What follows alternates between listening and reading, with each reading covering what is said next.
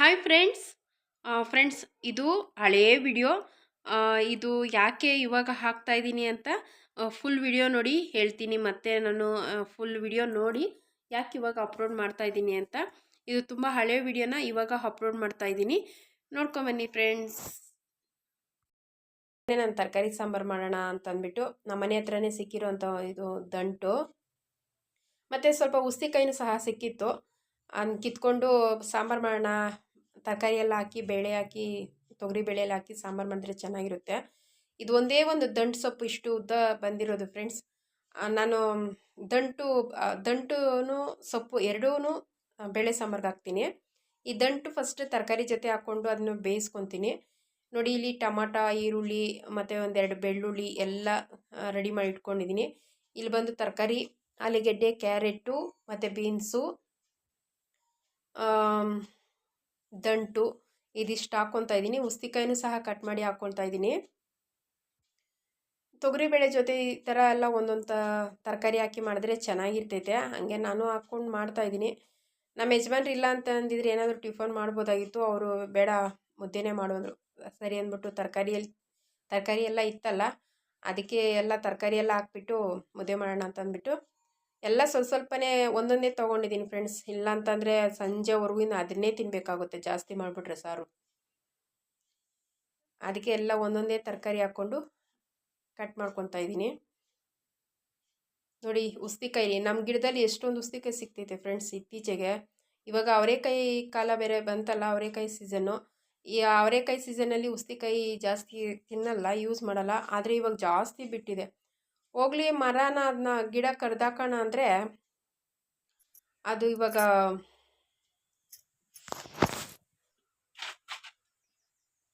ಇಷ್ಟನೇ ಇದ್ದಿದ್ದು. ಯಾವುದು? ಓ, ಈ ಕಡೆ ಬೇರೆ ಹಾಕಿದ್ಯಾ?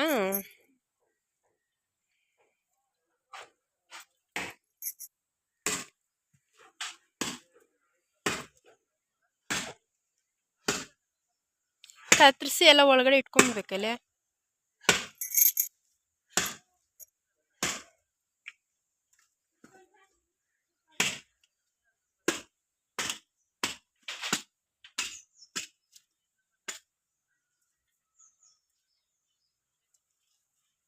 ಗಸಗಸೆ ಮರದ್ದಲ್ಲ ಇದು. ಇನ್ನು ಆ ಕಡೆ ಕಂಬಳಿ ಗಿಡಗಳೆಲ್ಲ ಇರಲಿಲ್ಲ ಅಲ್ಲರೇ, ಆ ಕಡೆ ಯಾರ್ದು ಇನ್ನಿಲ್ಲ ಕಂಬಳಿ ಗಿಡ.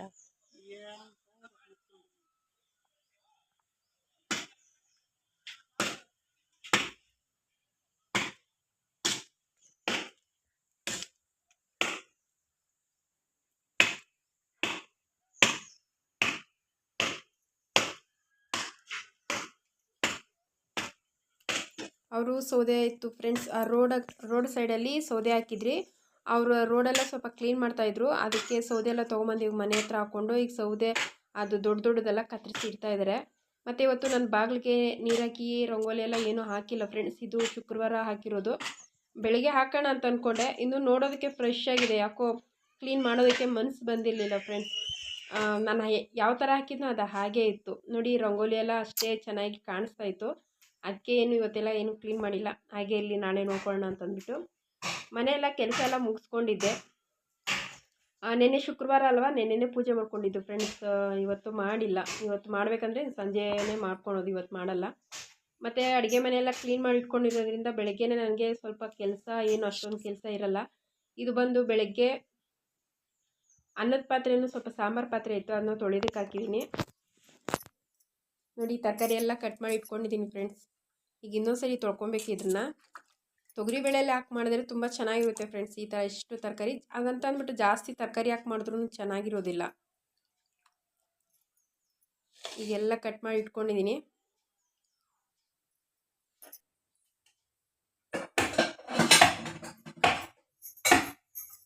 ಓಕೆ ಫ್ರೆಂಡ್ಸ್, ಇವಾಗ ಬನ್ನಿ ನಾನು ಯಾವ ಥರ ಅಡುಗೆ ಮಾಡ್ತೀನಿ. ಇದು ಬೇಳೆ ಸಾಂಬಾರು ಮಾಮೂಲಿ ತೋರಿಸಿದ್ದೀನಿ ನಿಮಗೆ.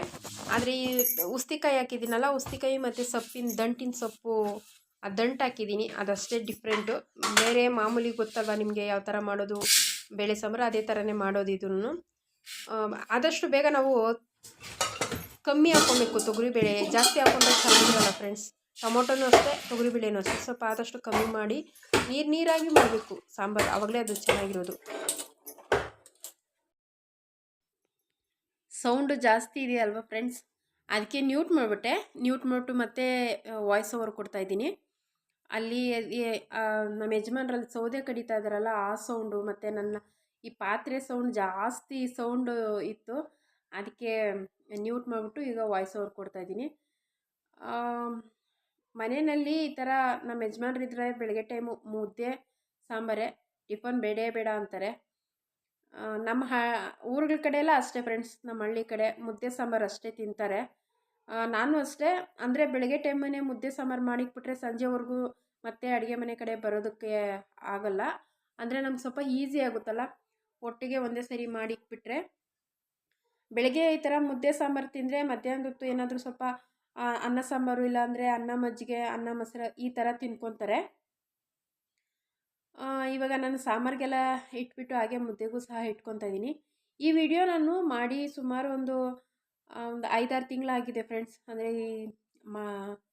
ಇದೇನು ಅವರೆಕಾಯಿ ಸೀಸನಲ್ಲಿ ವಿಡಿಯೋ ಮಾಡಿದ್ದು. ಇದು ನನ್ನ ಹಳೆ ಚಾನಲಲ್ಲಿ ಹಾಕಿದ್ದೆ. ಅದು ಸ್ವಲ್ಪ ಹೇಳಿದ್ನಲ್ಲ ಫಸ್ಟೇ ಸ್ಟಾರ್ಟಿಂಗಲ್ಲಿ ಹೇಳಿದ್ದೀನಿ, ಹಳೆ ಚಾನಲ್ಲು. ಆ ಚಾನಲಿಂದ ಈ ಚಾನಲ್ಗೆ ಡೌನ್ಲೋಡ್ ಮಾಡಿ ಹಾಕ್ತಾಯಿದ್ದೀನಿ. ಒಬ್ಬರು ಹೇಳಿದ್ದಾರೆ ಯೂಟ್ಯೂಬರೇ, ಪರವಾಗಿಲ್ಲ ಆ ಚಾನಲಿರೋವಂಥ ವೀಡಿಯೋಸ್ಗಳು ಇದರಲ್ಲಿ ಹಾಕ್ಬೋದು ಅಂತ.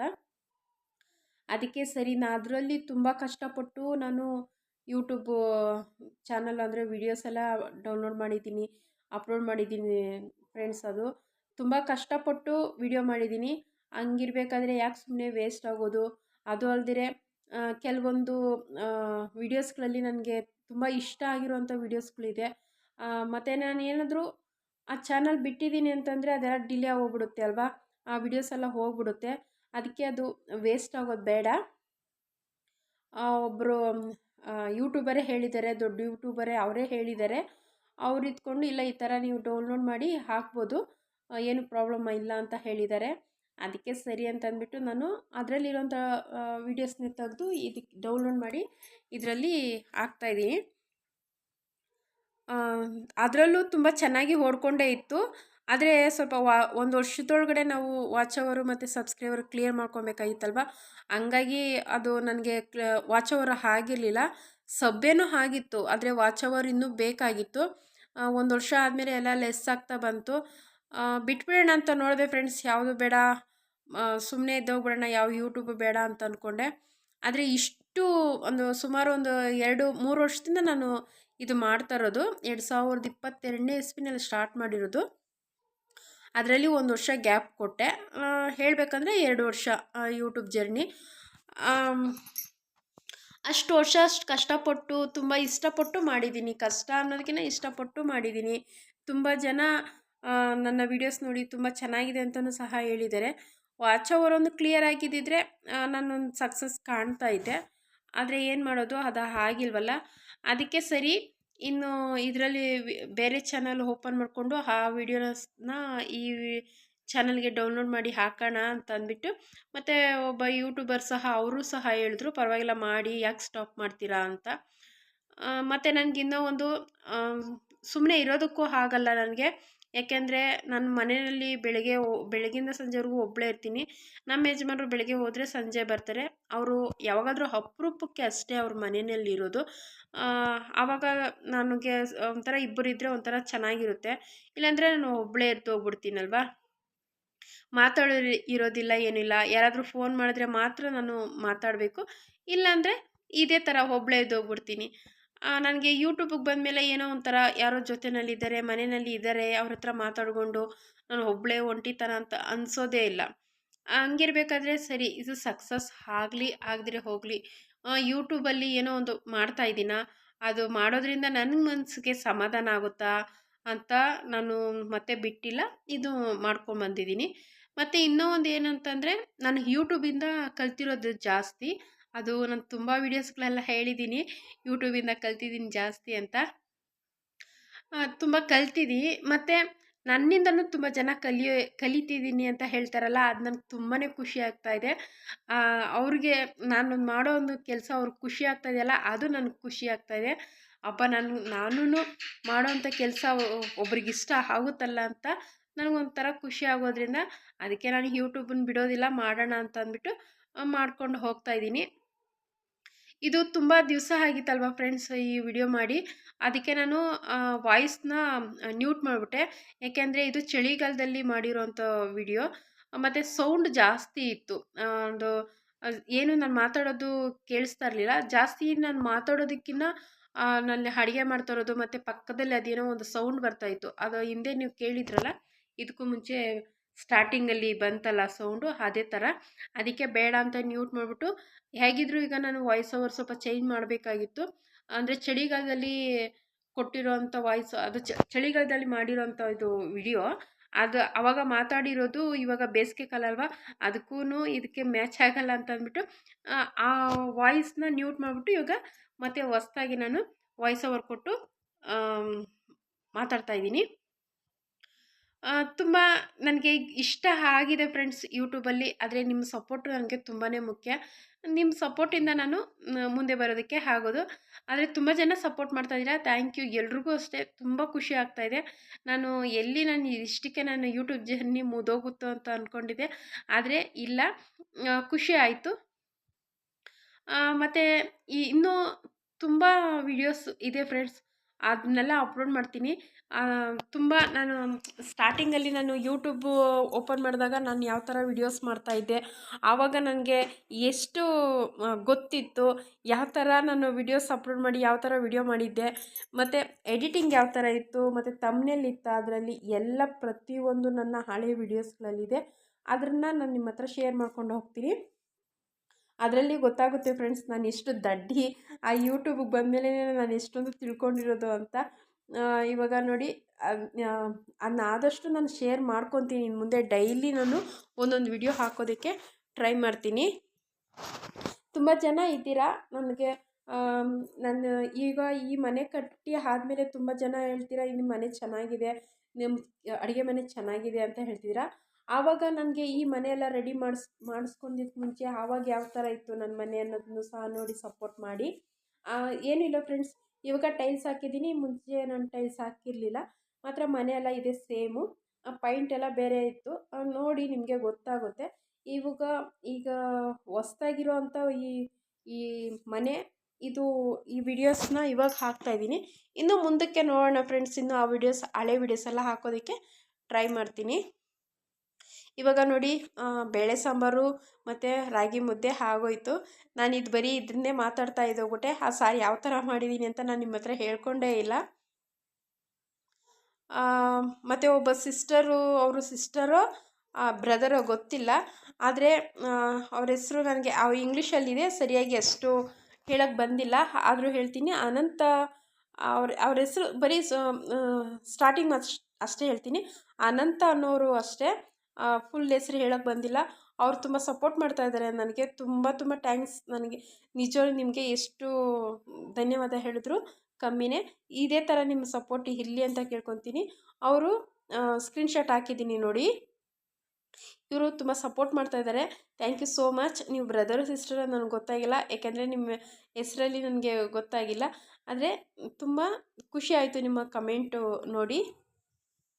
ಇವಾಗ ನೋಡಿ, ಅಡುಗೆನೂ ಸಹ ಆಯಿತು. ನಮ್ಮ ಯಜಮಾನರಿಗೆ ಊಟಕ್ಕೆ ಹಾಕ್ಕೊಡ್ತಾಯಿದ್ದೀನಿ. ಊಟ ಎಲ್ಲ ಆದಮೇಲೆ ನಮ್ಮ ಯಜಮಾನರು ಅವರು ಸುಮ್ಮನೆ ಇರೋದಿಲ್ಲ, ಏನಾದರೂ ಒಂದೊಂದು ಕೆಲಸ ಮಾಡ್ತಾನೆ ಇರ್ತಾರೆ. ನೋಡ್ಕೊಂಬನ್ನಿ ಫ್ರೆಂಡ್ಸ್, ಇದಿಷ್ಟೇ ನನ್ನ ದಿನಚರಿ.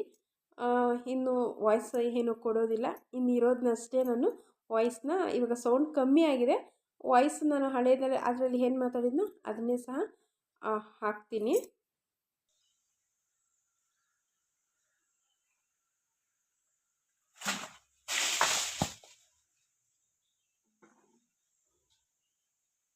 ಇನ್ನೊಂದು ಕೀಳು.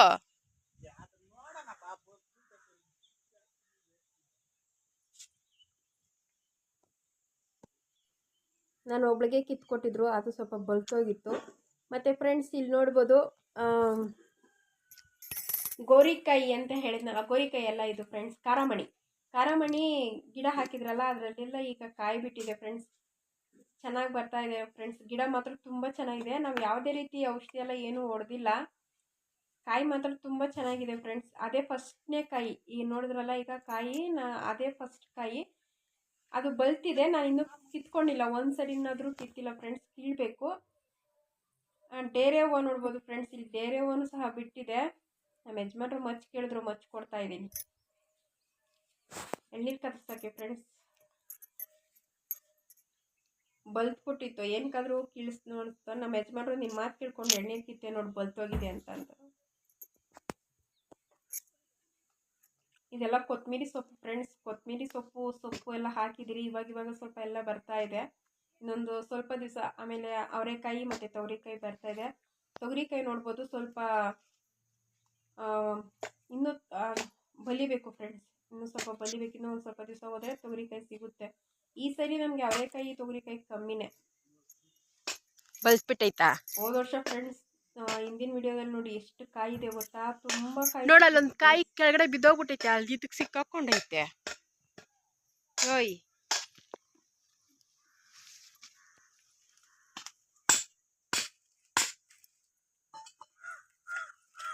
ಹೌದಲ್ಲೇ ಬಲ್ಸ್ಬಿಟ್ಟೈತೆ.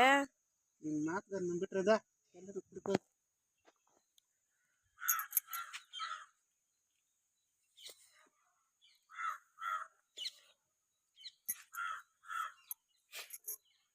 ಇದೆಲ್ಲ ಸಪೋಟು ಕಾಯಿಗಳೈತೆ.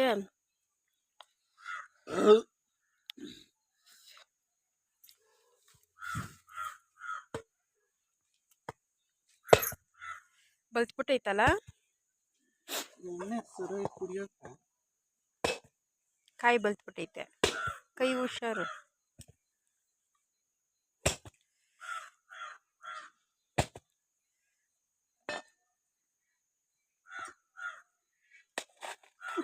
ಓ, ಸ್ಪೂನ್ ಎತ್ಕೊಂಡ್ಬರ್ಬೇಕಲ್ಲ.